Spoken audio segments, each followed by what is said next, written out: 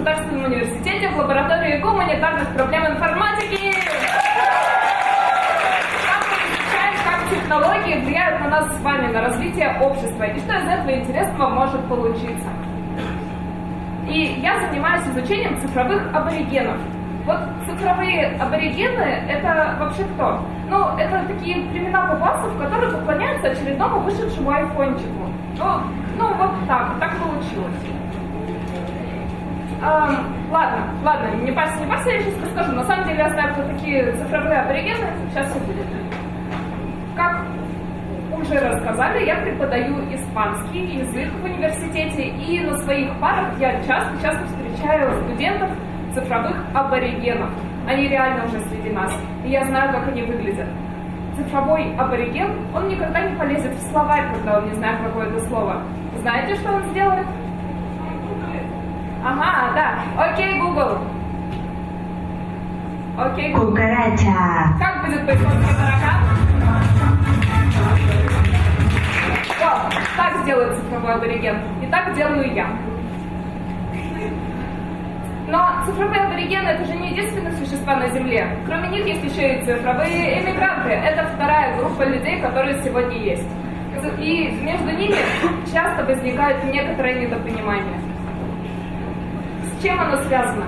Для цифровых аборигенов технологии — это естественная среда обитания. Им там классно. Они могут засесть в интернет, провести там сутки, недели, года и не заметить смены времен года. Для цифровых иммигрантов технологии — это то, что пришло в их жизнь относительно недавно. И это для них является чем-то таким неопознанным, тем, чего они иногда боятся. И знаете, в чем проблема? Проблема в том, что одни не могут донести информацию до других.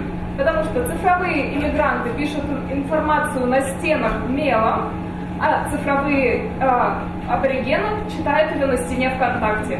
Беда, не доходит информация. Знаете, в чем самая беда? Эта проблема у нас сегодня очень остро стоит в образовании сегодняшнем. Вот просто самый яркий пример.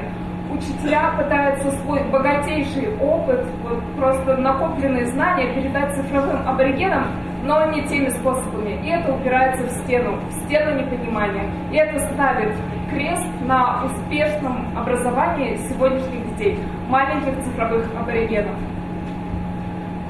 Кто был на скучных уроках? Вот прям, да, есть, да, такие люди. Вот сама бывала, но, да, случается такое. И вот сидите вы такие, бамбалею, но, понимаете, так не должно же быть. Учеба — это же самое интересное, самое классное, что у нас есть. Это новые знания, это то, что нам надо. И может быть по-другому, реально может. И я знаю как. Я занимаюсь темой образования, и я изучаю интерактивные методики обучения, которые подходят современному поколению молодых аборигенов. Интерактив, на самом деле, есть такое расхожее мнение, что это просто дай ребенку планшет, запульни его, он потыкает кнопочки, чему-нибудь научится, будет классно. Нет, интерактив — это не только технология, это комплекс технологий и каких-то социальных взаимодействий. Это очень-очень комплексная и сложная вещь. Это наука. Мы вывели основные критерии интерактива, которые сегодня можно взять из лучших методик, которые мы проанализировали на сегодняшний день, и которые можно применить в сегодняшнем образовании, чтобы эту стену разрушить. Я в рамках обучения интерактива отправилась учиться в Голландию на полгода. Голландия — полный интерактив. Вот оттуда куча интересных идей. Во-первых, мы там работали в команде. То есть вот представьте, всю вашу аудиторию скажут: у вас есть 30 минут, ребята, выберите себе 5 случайных людей, и от них будет зависеть вся ваша жизнь на ближайшие полгода. Вы будете обмениваться знаниями, вы будете подтягивать друг друга в каких-то предметах. И вот через полгода вы станете действительно командой, и вы сможете работать. Сегодня у нас в школе работа в команде — это дай списать, и ты просто перекатываешь то, что есть у соседа. Нет, работа в команде — это делиться знаниями, обмениваться ими и учиться вместе. И я привезла кое-что из Голландии, я решила разрушить эту стену. У меня есть кирпич. Кто второй? Ловите. Есть вопрос. У кого Кто кирпич номер 1? Читаем вопрос. Давайте, кирпич номер 1. Нет вопроса. Есть вопрос. Так. Ладно, вопроса нет. В общем, в чем сила, брат? В единстве, брат. Вся сила реально в единстве, и мы с вами вместе сможем сделать это образование эффективным и помочь детям делиться знаниями друг с другом. Это будет действительно классно. Кроме этого, есть второй принцип образования. Он заключается в ощущениях и эмоциях. И у меня для вас есть очередной сюрприз. Ловите. Давайте. Опа! Понюхайте, понюхайте, ощутите этот запах. И скажите мне громко, что я вам кинула? Лимон? Ребята, это не лимон, это кусок пенопласта. Даже не пенопласта, поролона. Понимаете, запах это еще не есть предмет. Но вы знаете, как пахнет лимон, поэтому по запаху вы сразу назвали этот предмет лимоном. Да, потому что у вас уже есть этот опыт. Дети, когда пробуют лимон первый раз, эти ощущения они незабываемы. Вы, наверное, тоже помните этот кислый вкус. Вот. Когда мы испытываем ощущения и эмоции, эта информация закладывается нам очень надолго. И этим сегодня успешно пользуются в рекламе, маркетинге, пиаре. И нам втюхивают какую-то информацию, пытаются продать продукты и используют это таким образом. Но это действительно можно использовать в образовании и давать полезную информацию детям. И мы собираемся это делать. Третий принцип интерактива – это попробуй сам. Это не лежать на кровати и не мечтать стать космонавтом во сне. Это брать и пробовать. Есть классный опыт, который мы изучили в Казахстане. Был реализован интерактивный музей. Музей для детей, в котором в виртуальной дополненной реальности, в шлемах, они могли походить по разным локациям и опробовать себя в разных профессиях. Хочешь быть летчиком? Садись за самолет, попробуем порубить. Хочешь чистить аквариумы? Давай, вот тебе инвентарь, попробуй это сделать и зарабатывай монетки. Дети понимают, что им нравится, что им не нравится, и они потом дальше идут в сферу дополнительного образования, уже развивать какие-то навыки. И это действительно то, что можно попробовать. Вот это и есть интерактив. Это третья его составляющая, и она классная.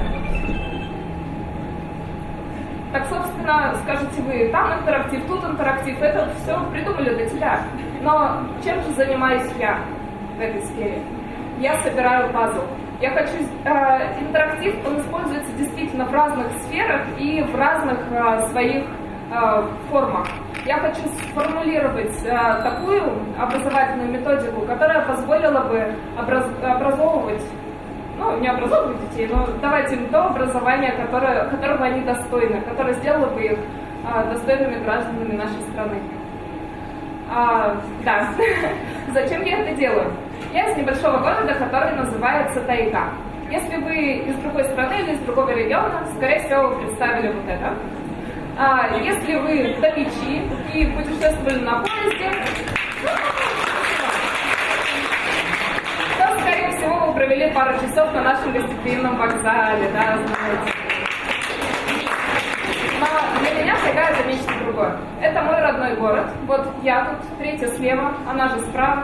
В общем, училась я в городе Тайга, в школе. И это мой родной город. Я хочу донести туда этот интерактив в нашу школу, в наше образование. Я бы хотела донести это в формате уроков робототехники. В Томске сегодня, в Томской области очень популярно, очень многие этим занимаются. И это вот действительно тот интерактив, который интересен. Мы собираемся опробовать нашу интерактивную методику в сентябре пока в Томске и в Кемеровской области в школах. Пока не в уроках робототехники, но впоследствии я хочу заниматься именно этим. Когда у меня будет научная база под образовательную методику, мы сможем распространить ее дальше, и все наши дети нашей страны смогут получать классное образование, им будет интересно и весело в школе. И это будет та информация, которая будет поступать через технологии к ним действительно с пользой. Ну и перед тем, знаете, мы сможем сломать эту стену непонимания между цифровыми аборигенами и иммигрантами.